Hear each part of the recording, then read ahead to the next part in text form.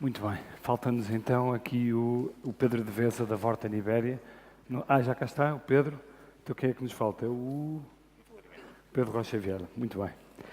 Bom, temos estado aqui a discutir muito intensamente a cocriação. Aliás, é o tema que junta aqui esta conferência. E se calhar começava exatamente por aí. De que forma é que vocês, como representantes das empresas, encaram este conceito da cocriação e de que forma é que estão a executá-lo nas vossas empresas? Tem que pegar no microfone e falar próximo. Exato. Precisamos Tecnologia de ainda não 2018. Cocriação, para nós, tem a ver com... eu acredito portanto, que estamos à procura de novos modelos de negócio e novas formas de ser mais competitivos, mais eficientes. Essas formas não são fáceis de encontrar. E quanto mais diversidade tivermos, pessoas a pensar e a construir nessas soluções, e a diversidade significa diferentes pontos de vista, diferentes experiências, diferentes conhecimentos, mais fácil ou mais potencial há de encontrar essas soluções. Para nós nascemos com uma base de pessoas que vêm da academia, portanto, de uma base tecnológica muito forte. Portanto, trazemos isso, juntamos pessoas com experiência em negócios, juntamos pessoas da área de inteligência artificial com a área de linguística, e, portanto, temos uma série de diversidade e mais a diversidade internacional, que também para nós é muito, muito importante. Ou seja, é muito importante cada vez mais termos organizações cosmopolitas com pessoas de diferentes experiências. Nós temos mais de 10 nacionalidades na empresa e isso permite a cocriação de formas muito criativas, diversas, com diferentes perspectivas. Portanto, é nessa ótica. É uma outra espécie de cocriação. Sim. Fundamental para trazer novos ângulos de abordagem à estratégia. Porque é isso que nós estamos à procura, não é? É isso que toda a gente está à procura. É os desafios de hoje em dia, a tecnologia como enabler e abertura para encontrar novas perspectivas para como fazer negócios, para ser competitivos e isso tudo. Do ponto de vista da Vorten, como é que... da Cronopost, exato. Bom, nós... o Bruno usava há bocado uma expressão que era batota. Nós fazemos muita batota. Para a cocriação, nós falamos com quem percebe do negócio, que são os clientes. E então perguntamos aos clientes o que é que eles querem e perguntamos sobretudo aos clientes dos clientes deles. Não nos podemos esquecer que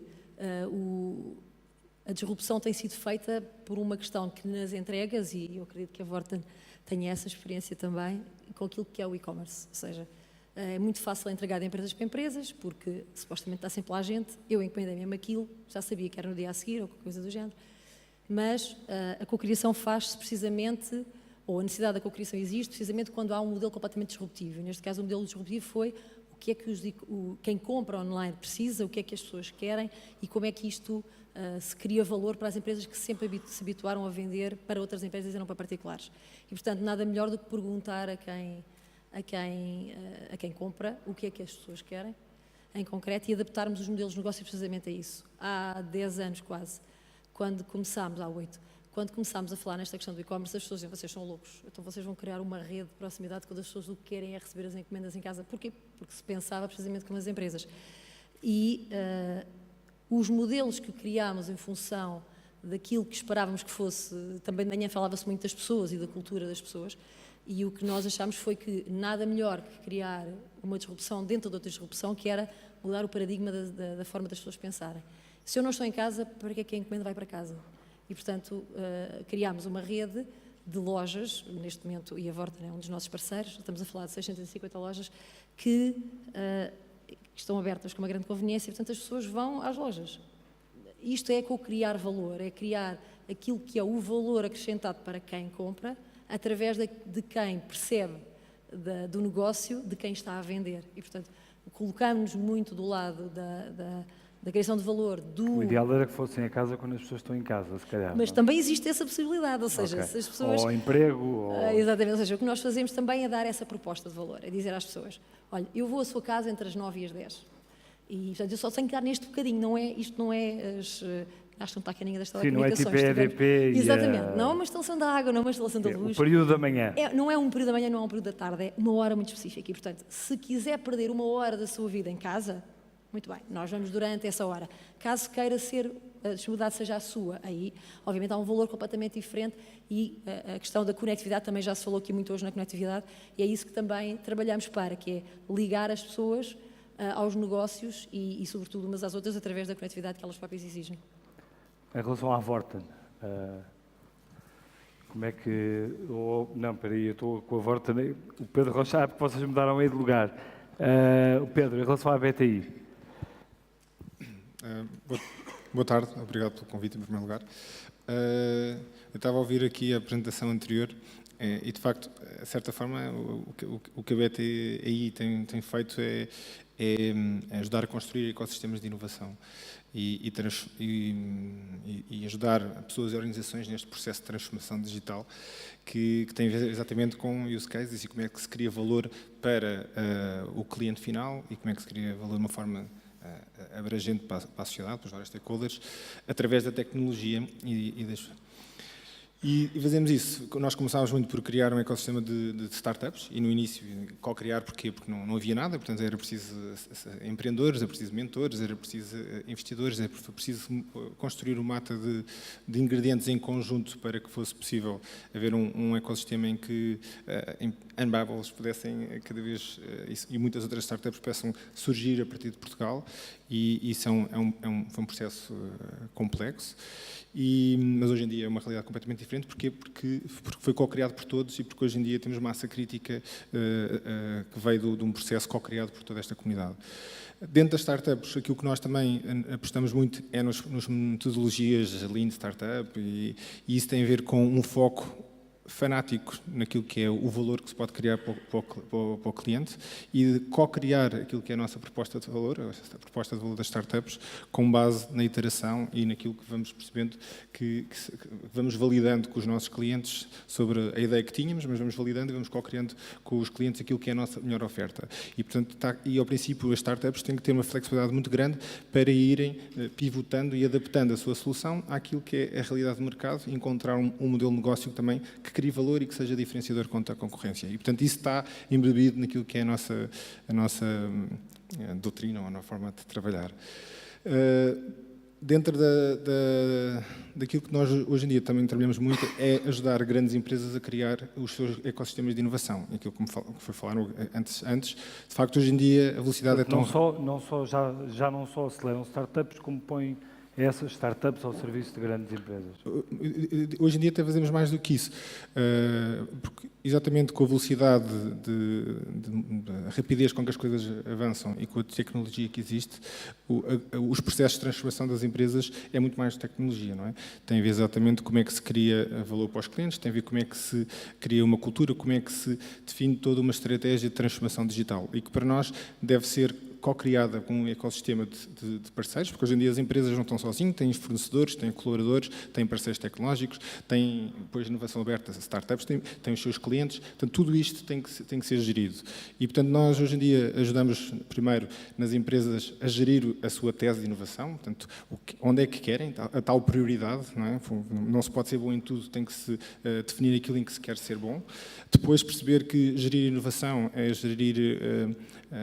tem que ter uma lógica de portfólio, portanto temos que ter uma médio, longo curto, médio e longo prazo e investir em várias coisas, porque as coisas portanto não é só uma aposta numa coisa só que vai resolver tudo, não é? Tem que ter uma lógica de portfólio e depois tem que saber como é que se gera essa inovação e gerir inovação passa por pensar que há frameworks diferentes, portanto quando estamos a gerar novas ideias não se pode olhar com as mesmas métricas e da mesma forma quando os projetos já estão em soluções de crescimento. Portanto tem que haver formas diferentes de trabalhar esses frameworks. É preciso olhar para, de certa forma, as empresas devem olhar para a inovação como os investidores olham para as startups. Fazer muitos testes, tentar várias coisas, perceber o que é que funciona e o que é que não funciona, não ter a coragem de matar as coisas que não funcionam e ter a capacidade de investir e fazer crescer os projetos internos que fazem sentido.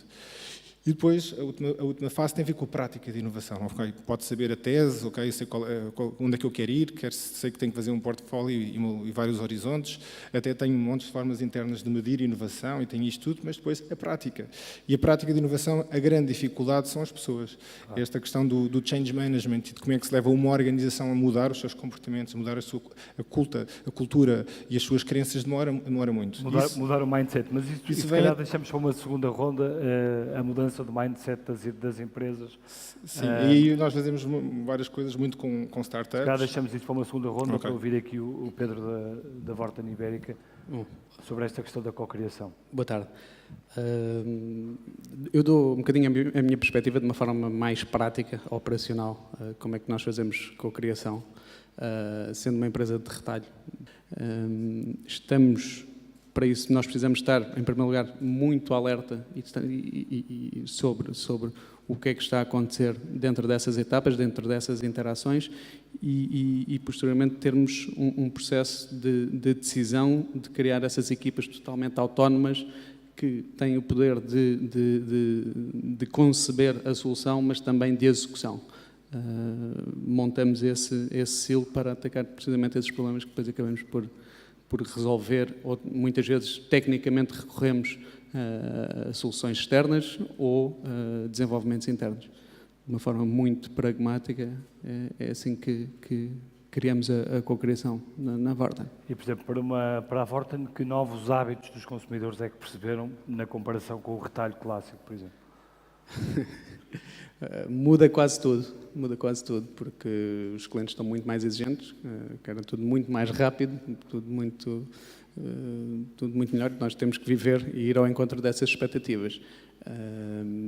O processo de compra mudou totalmente e esta questão da omnicanalidade, nós tendo lojas físicas, tendo uma operação online, as duas suportam-se muito uma à outra e antigamente um cliente se calhar via um anúncio na televisão de um produto que lhe interessava, ia à loja no dia seguinte e comprava. Hoje em dia se calhar começa principalmente a pesquisar no telemóvel e é no telemóvel que encontra a loja onde quer comprar e que produto é que quer comprar e chega à loja muito mais informado muitas vezes do que as nossas próprias pessoas que temos nas lojas.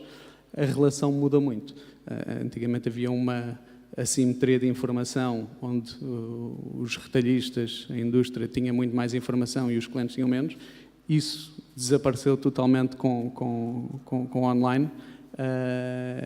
Portanto, a relação está totalmente diferente e, com isso, todos os hábitos de compra mudaram. Os clientes, hoje em dia, realmente querem usufruir da conveniência de poder pesquisar online, poder comprar online, poder ir à loja, pesquisar na loja, informar-se na loja, comprar no telemóvel enquanto está na loja. Portanto, estes pontos de interação com os clientes estão muito mais complexos e o que nós estamos precisamente a fazer é realmente o mapa das interações com os clientes e realmente a fazer as pequenas transformações orgânicas, que é o que é da forma que acreditamos que vamos conseguir transformar o todo. Ângelo, para a indústria dos seguros, quais é que são os desafios? É possível digitalizar uma indústria como a dos seguros, que é altamente... Eu sei que não gosta da palavra clássica. Clássica. Mas gosto da palavra clássica. Mas posso usar a palavra clássica, se quiser. A aspiração de qualquer moderno é um dia ser clássico, porque senão morreu pelo caminho. Portanto, ser clássico não é necessariamente mau. É bom. Bom, o tema da digitalização e da cocriação... Tem que encostar mais o microfone, faz favor. Sim. Bom, vamos lá ver.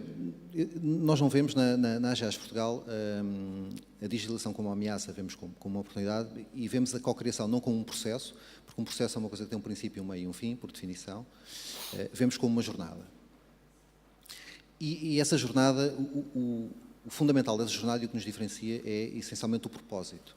A matriz identitária das seguradoras é resolver problemas, não é pagar indemnizações. As indemnizações servem exatamente para resolver os problemas. Pondo isto de uma forma prática, se algum de nós bater com o carro aqui à saída do parque de estacionamento, o problema não é pagar a reparação, porque em princípio todos nós, de uma maneira ou de outra, com mais ou menos sacrifício, devemos conseguir pagar a reparação do carro. O tema é que perdemos independência e mobilidade enquanto o carro estiver a reparar. Essa é que é a exigência hoje dos consumidores. É que lhes resolvam os problemas, não é que se pague rapidamente. E para nós sabermos o que é que os clientes querem, nós temos que co-criar juntamente com eles. Nós não criamos na AGEAS Portugal em círculos concêntricos, porque isso é processual. Co-criamos em círculos excêntricos. Internamente, numa primeira fase, e temos um processo estruturado para isso, com bootcamps, ainda ontem, entre um CEO, 4 ou 5 diretores de topo e enfim, todos os níveis de gestão e estagiários, tivemos 6 horas numa sala, num processo co-criativo, em que queremos a prazo disromper o mercado dos seguros de habitação.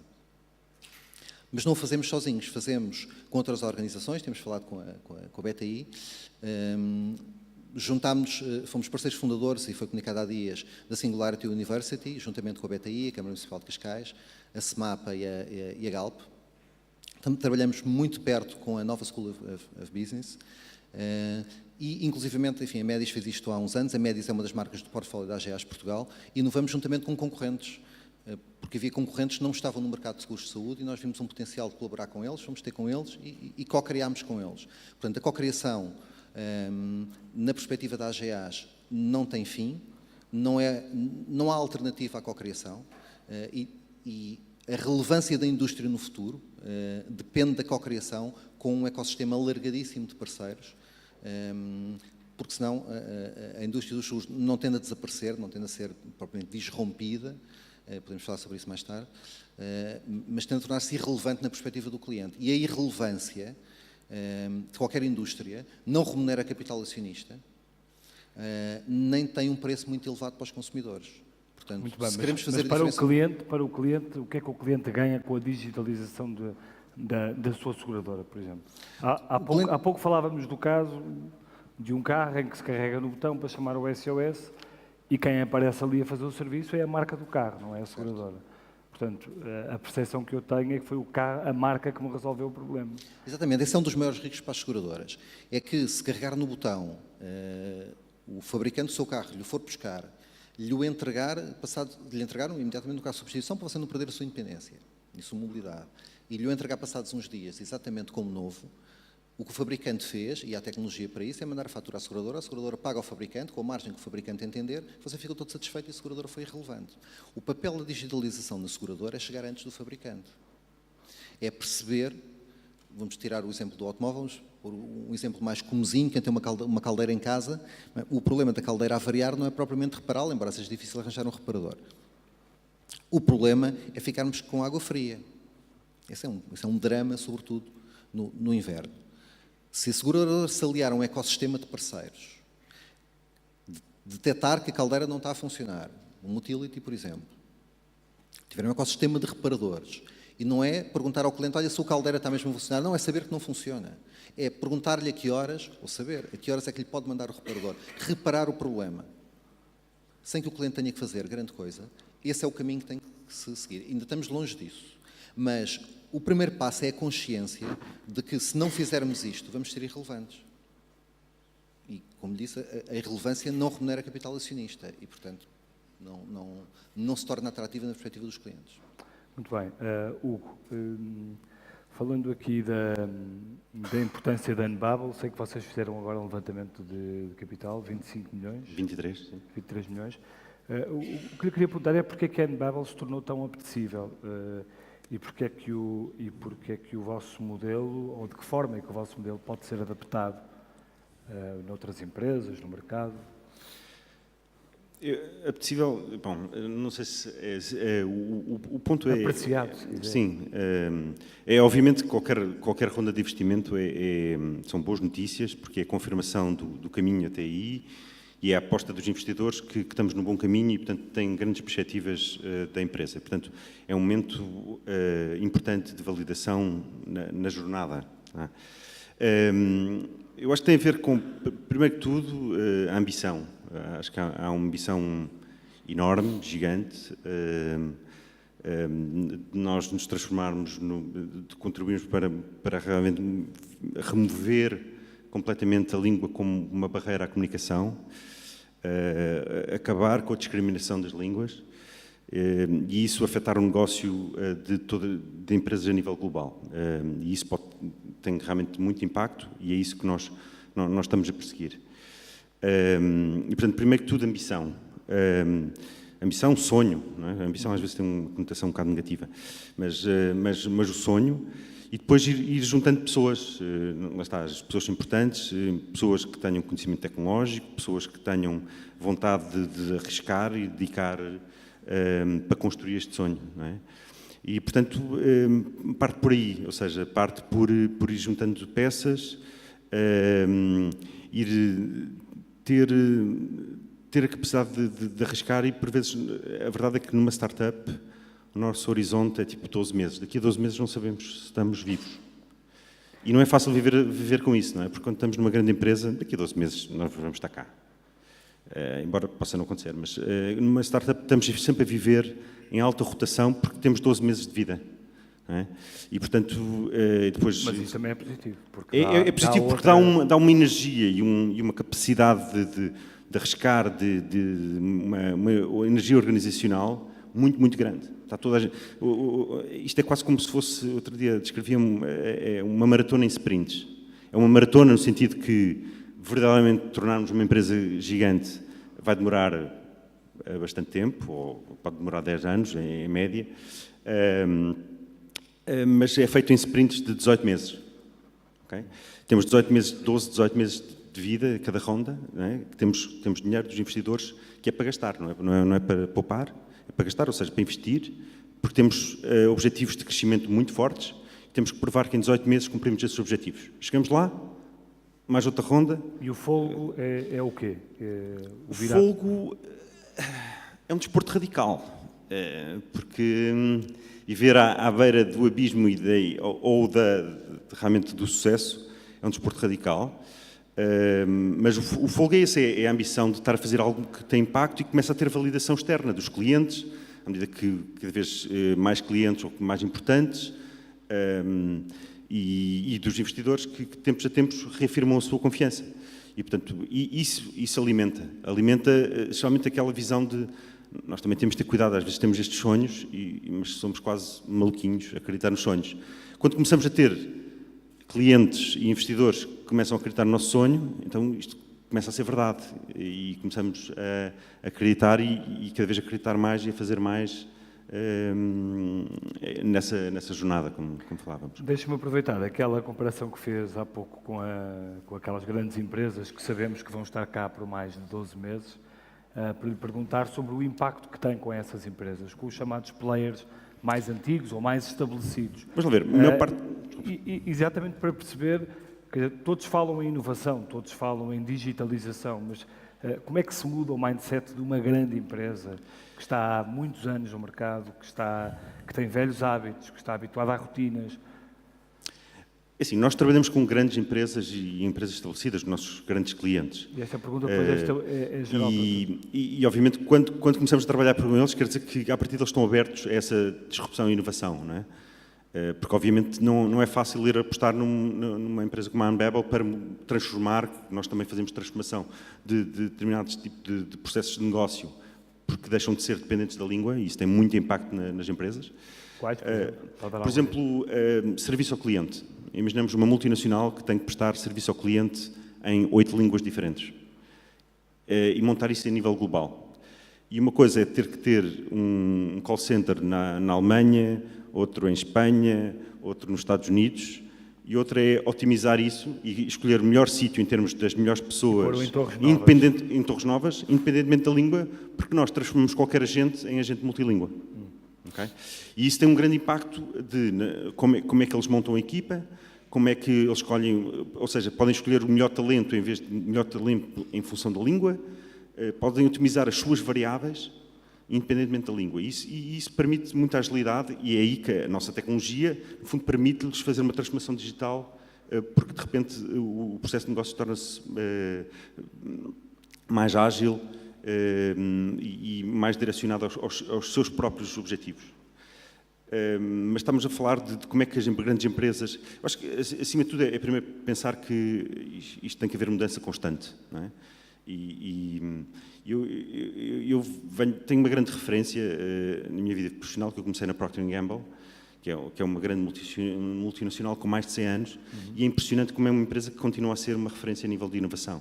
Não é? Portanto, é olhar para empresas mais do que para as startups, às vezes é olhar para as empresas como a Procter & Gamble, e, para dar um exemplo que todos conheçam, e perceber como é que estão constantemente a querer inovar, porque estão constantemente, não só em ambientes competitivos, mas também se sentem ameaçados por novos players.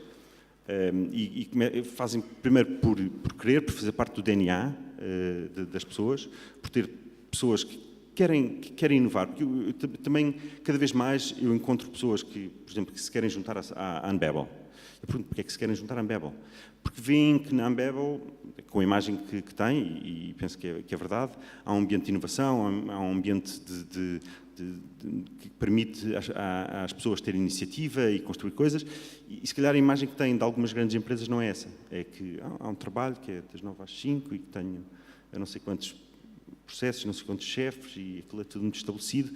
E também as pessoas estão cada vez mais a querer sair desse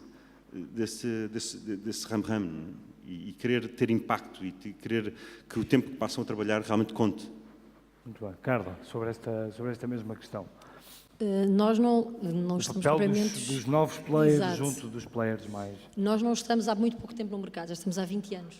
Portanto, já não estamos há 12 meses. Mas pensamos um bocadinho como o que estava a dizer, que é o que é que nós temos de fazer nos próximos 12 meses para sermos diferentes daquilo que somos hoje e, sobretudo, como é que nós nos vamos preparar. Porque este mercado é muito volátil, não nos bastaria já somente as exigências dos clientes e, sobretudo, dos consumidores, mas também as questões, muitas vezes, legais, ambientais e por aí afora. Ou seja, de repente estabilizamos e sabemos como é que entregamos nas cidades e as cidades dizem-nos já não podem entregar nas horas que vocês querem, já não podem ter as mesmas emissões carbónicas que até aqui tinham e, portanto, tudo isto causa muita alteração dentro das próprias empresas. E, portanto, o que nós temos sempre que fazer é adaptarmos-nos antes que seja necessário adaptarmos-nos. Ou seja, pensarmos um bocadinho antes, se calhar, das coisas acontecerem e, como nós gostamos de dizer, o ideal é que o nosso serviço a clientes esteja a atender antes do cliente ligar. E, por isso, como é que isto se faz? Faz-se com a previsão do que é que possa vir de facto a acontecer, acompanhamento daquilo que também possa estar a acontecer a nível legal, a nível ambiental. O Bruno também falava há bocadinho da questão do PEST, até que era só PEST, agora já é PESTLI, portanto já acrescentámos mais umas quantas vogais ao palavrão, porque isto, de facto, é contínua a mudança e nós, dentro da empresa, temos algumas estruturas que nos permitem estar permanentemente atentos àquilo que se passa no mercado, como através dos nossos colaboradores. Nós temos cerca de 800 pessoas espalhadas pelo país, quer dizer, no mundo somos 60 mil, é um bocadinho mais, mas que nos permitem também perceber o que é que se está a passar, ou seja, temos programas internos de sugestão de ideias, por exemplo, premiamos as pessoas pelas boas ideias que nos podem trazer, que sejam disruptivas, que nos ajudem a adaptar o nosso modelo de negócios, ou seja, aquilo que hoje é um modelo de entrega daqui para ali, amanhã pode ser um modelo tripartido, que leva a um ponto que é apenas de passagem para que depois alguém vá buscar e vá levar a um outro ponto um bocadinho mais longínquo, sem que haja perca de tempo, ou seja, neste momento as pessoas querem, o Pedro já falou nisso, que seja cada vez mais rápido, que seja de agora para daqui a 5 minutos. E isso também é aquilo que faz a disrupção dentro das empresas e sobretudo dentro da Chronopost, que é pensarmos como é que nós nos conseguimos adaptar a uma estrutura que é já muito pesada, porque estamos a falar de caminhões, estamos a falar de carrinhas, não estamos somente a falar de motas nem de bicicletas, que por acaso até já temos bicicletas também semi-elétricas para a distribuição das encomendas, precisamente para que o modelo possa mudar, para que nós internamente também nos consigamos antecipar aquilo que vai acontecendo também no mercado e estarmos preparados para chegar ao pé de um cliente que nos vai dizer, olha, eu preciso de uma entrega daqui a 1 hora, vocês conseguem fazê-lo? E nós, com a estrutura atual que nós temos, não o conseguimos fazer, mas conseguimos estudar com o cliente uma possibilidade de irmos buscar, por exemplo, um armazém mais pequeno, uma loja de proximidade mais pequena, uma loja de conveniência, esta mesma encomenda e para que ela chegue rapidamente ao cliente. Portanto, isto é a inovação, a disrupção dentro da empresa, que é potenciada às vezes até com uma ideia brilhante que sai da cabeça de um dos nossos condutores. Que ele diz, é muito fácil, fazemos por aqui, a capilaridade existe e, portanto, adaptamos por esta via. Por isso é a cocriação dentro de casa também com as pessoas de dentro de casa, o Hugo já falava nisso também, não é? E, sobretudo, anteciparmos às tendências, analisarmos mais uma vez as tendências e aquilo que se pode vir a passar, perguntar concretamente aos clientes o que é que vocês precisam, o que é que vocês acham que vão precisar. Nós temos o nosso comitê de direção da empresa, muito próximo dos nossos principais clientes e dos principais players do mercado também, que nos permite que eles possam partilhar, dentro do possível, os seus planos estratégicos, os seus planos de alteração para os próximos meses, e aí sim nós também estarmos adaptados e estarmos a um passo, não à frente, mas ao lado do nosso próprio parceiro. Vou ouvir ali o Pedro. Pedro, o IDC diz que em 2022 acredita que metade da economia mundial estará digitalizada, mas que em 2016 apenas 15% da economia, dessa mesma economia global estava digitalizada. Isto mostra também alguma dificuldade neste caminho, na tal transformação das empresas, do mindset das empresas, das próprias pessoas, aos desafios que se colocam com a digitalização. Sim, claro. Isso leva para um ponto que há vários desafios. Um deles tem a ver com os processos de mudança de mindset dentro das empresas, não é? E outro também tem a ver dos próprios consumidores. Por exemplo, em Portugal e há alguns mercados que estão um bocadinho mais atrasados em algumas coisas, apesar de, por exemplo, a ponderação mobile é muito alta, mas não utilizam todas as questões da digitalização. E, portanto, ter clientes mais digitalizados e com competências e com skills e saberem fazer isso é determinante para conseguirem adotar as soluções das empresas. E às vezes há aqui um lag. Portanto, ainda há muito trabalho para tornar as pessoas e os consumidores em geral mais adaptar tecnologia e digitalização de uma forma muito mais natural. E, portanto, há aí muito trabalho para fazer na educação, na formação. A pergunta que estava a Bruno, não é? A dizer de quem é que faz programas de formação. Há imensas coisas ainda mais básicas que não se fazem. E há iniciativas interessantes em Portugal que estão a ser lançadas exatamente para trabalhar, para acelerar esse lag. E não se fazem porquê, em sua opinião? O quê? E não se fazem porquê, em sua opinião? Acho que temos, agora estão a começar-se a fazer, mas acho que temos algum atraso de formação e de digitalização e de mundo e de desconfiança. O e-commerce em Portugal é uma coisa que usa muito pouco, face a outros mercados, porque há ali montes de barreiras, mas as novas gerações já não, mas há ainda muita gente que não está dentro desta onda. Dentro das empresas, o mindset é determinante. Nós acreditamos muito que para mudar, o mais importante é a cultura, não é? Mas a cultura é assente na missão, não é? A tal missão é que nos determina e atrai as pessoas a juntarem-se, as melhores pessoas a juntarem-se atrás de uma missão. Tem a ver com os valores, e os valores que se cria e como é que essa cultura vive. E é uma frase muito interessante que é a cultura é aquilo que as pessoas fazem quando ninguém está a ver, não é? E isso tem a ver com os valores que as pessoas têm. Depois está muito assente com a liderança, e isso é muito importante. E o que primeiro parte para um CEO, os CEOs ou quem encabeça tem que ter a capacidade para estar desconfortável com a dificuldade que é gerir nestes tempos e de poder estar sempre a sentir ultrapassado e sempre a dar muito mais autonomia do que gostaria de dar, porque é mesmo desafiante. E, portanto, se não tem essa capacidade de aceitar esse desconforto, mas dizer que isto é uma prioridade e ser consequente com isso, não ser da boca para fora, é determinante. E depois, gestão de topo é crítico. Gestão de topo tem que haver um nível de confiança entre os pares brutal. E se não há essa confiança, as guerras internas e os silos e essas coisas todas vão estar sempre a acontecer. E isso se faz com muitas coisas que têm que ser trabalhadas a vários níveis em termos de gestão de mudança. Mas depois eu acho que trabalha-se com pequenas coisas. É quando a realidade passa a ser diferente, essa realidade e os resultados e a consequência desses resultados vai mudar os comportamentos, e os comportamentos mudam as crenças, e as crenças mudam os valores e a cultura. E por isso, na BTICO, nós fazemos programas de inovação aberta com as empresas, e quando estávamos a falar exatamente há um bocado com a dificuldade dos use cases, é para tornar a inovação muito concreta, use cases, fazer pilotos, aquilo funcionar, dar resultados, pôr a organização toda a trabalhar nisso. Tem exemplos que nos possa dar, por exemplo? Sim, de coisas bem-sucedidas ou de grandes obstáculos que encontrou? Algumas coisas não posso falar, mas por exemplo, hoje em dia em Portugal nós fazemos um programa da CIBS, por exemplo, da cidade de Lisboa, fazemos um programa global de 10 utilities mundiais na área de energia, trabalhamos aqui também com o concorrente, com a fidelidade Universidade e com o grupo, com a Luz Saúde, Novartis, nós fazemos cerca de 12 programas de inovação aberta por ano, com mais de 300 startups, com 100 e tal pilotos que são concretos, com resultados concretos dentro das empresas, e tem sido muito interessante perceber que ao princípio as empresas usavam isto mais de uma forma de comunicação e de marketing para fora, depois um bocado também de change management, mas hoje em dia sim, as coisas estão a traduzir-se em resultados e estão a ir muitas soluções interessantes para o mercado. Porque se consegue ver e tangibilizar os resultados da inovação. E isso faz com que as pessoas comecem a acreditar e haja toda uma mudança dentro das empresas. Mas isso demora tempo, mas é preciso ir fazendo pequenos passos, é preciso perceber que isto é uma maratona de pequenos sprints, que a forma de se trabalhar tem que ser completamente diferente e envolver montes de pessoas, que as coisas vão falhar, mas temos que estar ok com isso.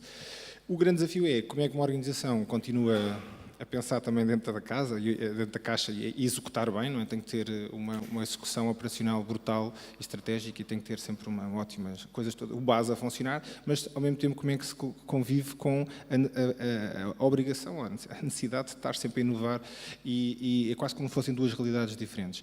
E isso é muito desafiante, mas viver com esta ambiguidade, com esta incerteza, não é natural para os seres humanos e cria ainda mais medo e mais desconfiança. Por isso é que é tão importante esta questão da cultura, dos valores e da confiança dentro das organizações. Nós, acho que não somos das sociedades que por um lado temos uma segurança e umas relações intersociais muito fortes, mas ao mesmo tempo temos imensas coisinhas e invejas. Ultrapassar isso, que parecem são coisas corriqueiras, é muito, muito importante para os processos de transformação, porque as pessoas são as coisas mais desafiantes. Ligando ao Singularity University, que nós estamos a lançar também agora em Portugal, uma das temáticas que nós vamos querer focar para que em Portugal seja um centro de excelência tem a ver com outro tema que eu acho que também é muito interessante, tem a ver com modelos de governança. Em realidades tão complexas, com muitos stakeholders envolvidos e com muitos processos de decisão a níveis diferentes, nós temos de saber como é que nos auto-organizamos, como é que sabemos tomar decisões que envolvem os inputs de muitas pessoas diferentes a uma velocidade muito rápida. Portanto, eu diria que para a tecnologia e as pessoas, mas dentro onde isto podia ser mediado, é exatamente como é que nós conseguimos criar modelos de governança muito mais eficazes para tomar uma decisão rápida, coletiva e eficaz. E isto acho que é um desafio muito interessante de se resolver. Pedro, este stress de que falava aqui o Pedro não é tão sentido na Vorten, obviamente, porque há as lojas físicas, porque há o retalho mais clássico, mas há o igual centrar no papel do consumidor. Há muito stress.